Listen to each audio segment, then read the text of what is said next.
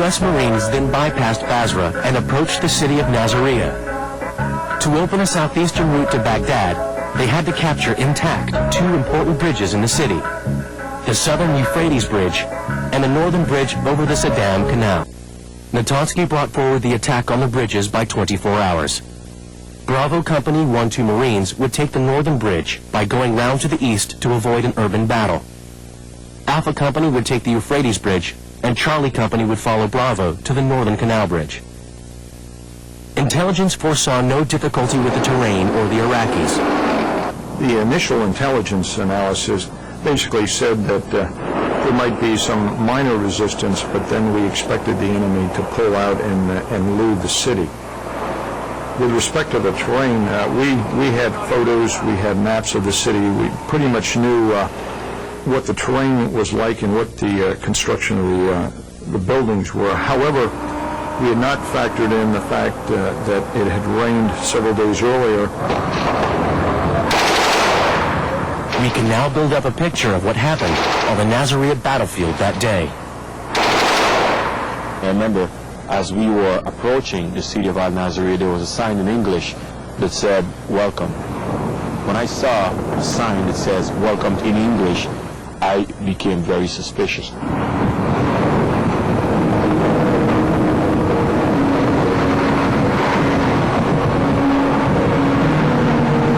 On the morning of the 23rd of March, according to plan, Bravo took the lead, crossing the Euphrates Bridge.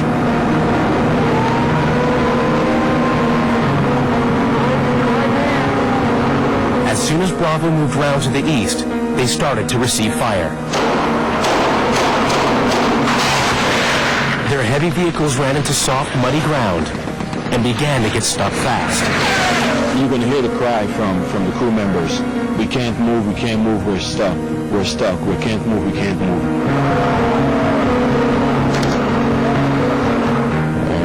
And the next thing you know, they're up, the mud's up above the almost at the turn.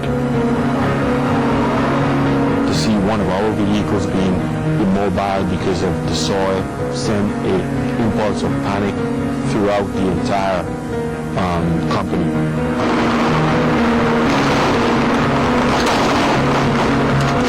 To use an oft-used term, Murphy's Law was playing hell with us at this point.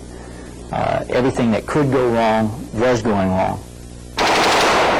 Rushed into the attack and stuck fast, the Marines now discovered that their radios would not work. They had no communications. We had some difficulty with combat for a couple of reasons. I think for the battalion it was really our first experience with combat, and there were a lot of people trying to talk over each other on the radio, which didn't help. Did we get a cockpit? Alpha Company meanwhile followed Bravo in their AAVs. But just as they got to the Euphrates Bridge, they too were caught in a firefight. Next thing you know, we hear rounds just whiz past our heads coming from behind us.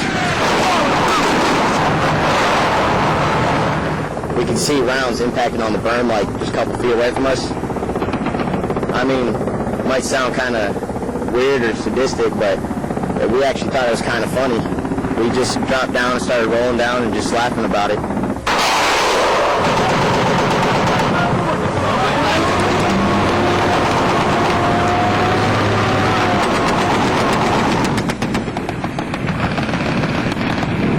I compare it to a dimmer switch, and the longer we were there, the dimmer switch kept getting turned up.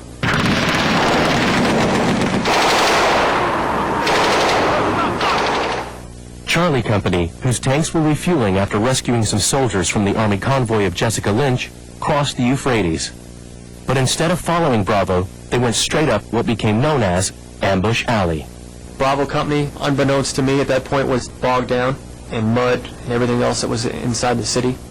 And basically, we were supposed to go around to the eastern side of the city to secure the northern bridge, but we ended up going straight up what they're calling Ambush Alley. In their lightly armored tracks, Charlie ran a gauntlet of automatic fire and RPGs, rocket-propelled grenades, fired by hundreds of Iraqis seeking another victory, like the one they had scored against the Army convoy that morning. We took heavy fire the whole way. Seemed like the further we got north, the more the fire picked up. Small arms, some machine guns, some RPG fire. Vehicles in front of the column were reporting people running across the roads, firing up the column. I couldn't even relay to my lieutenant what was going on fast enough. It was just everything was evolving so fast. I saw numerous RPG shots at my vehicle and the vehicle behind me. I'm guessing 6 or 7 hits we took. Towards the end of the ambush alley, we actually ran over somebody. Like, he got caught in our tracks. It was kind of surreal.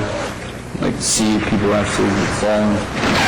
One of the last tracks was torn open by a rocket-propelled grenade. Inside the track, it was chaos. I heard, people donning gas masks. The whole track was filled with black smoke. We didn't know where it was coming from. People screaming. I was trying to get out to get some air because I was choking on the smoke. People ran to the vehicle and unlocked the back doors, and people poured out. There was some significant casualties from the back, some severe leg wounds. The initial hit from the RPG left me blind for about, I think it was an hour and a half. I couldn't see nothing. Just kind of, everything was hazy, real foggy. And what I seen, it was just, people's legs and other people's laps. Under increasingly intense fire, Charlie made it to the northern bridge and began to defend it. The drama that unfolded was captured by a photographer embedded with Charlie Company.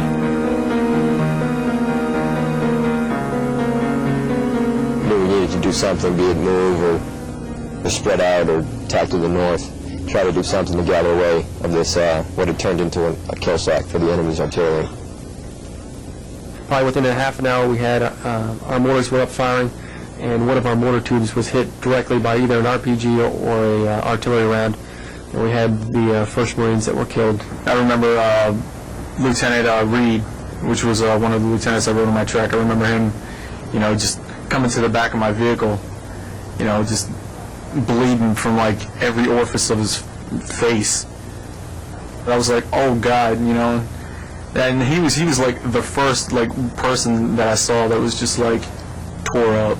When you start hearing all these guys screaming and moaning and yelling out, and that's when I remember looking back and I saw Doc Robinson running around doing his thing, and he was just lining these guys up. It made my heart jump into my throat seeing them down there and seeing them hurt, but you gotta push that aside and do your job.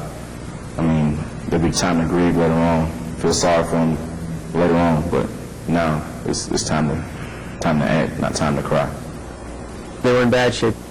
A couple of amputees, literally guys holding other guys' legs. You're taught that there's a golden hour that you can get those guys out of there, and with some of these guys we were past that hour.